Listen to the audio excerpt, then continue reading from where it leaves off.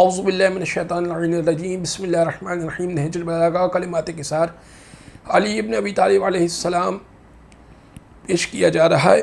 وقال علیہ السلام، امام نے فرمایا الصبر و صبران، صبر دو طرح کے ہیں، صبر علی ما تکرہ، وہ چیز جو تمہیں پسند نہیں ہے اس پر صبر کرنا، دوسرا صبر وہ ہے وہ صبر اما تحبو، اور اس چیز پر صبر کرنا جو تم کو پسند ہے۔ ایک چیز انسان کو پسند نہیں ہوتی اس پہ صبر کرے۔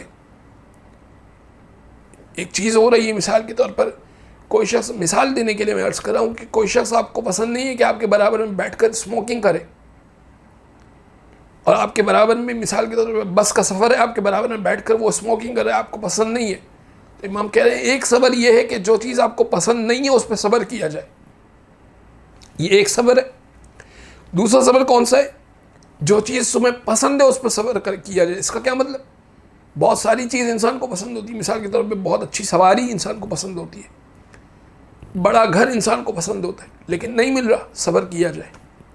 یہ نہیں ہے کہ انسان ہر ایک کو بولے کہ مجھے فلاں چیز پسند ہے، مجھے کسی بھی طریقے سے حاصل کرنی ہے، حلال و حرام کا فائدہ، حلال و حرام کو دیکھنا چھوڑ دے اور کسی بھی طریقے سے وہ حاصل کرنے کی کوشش کرے، بلکہ جو چیز پسند ہے اس پر بھی انسان صبر کرے۔ انشاءاللہ پروردگار چاہے گا تو وہ ضرور عطا کرے گا۔ اور صلی اللہ علیہ محمد و آلہ الطاہرین۔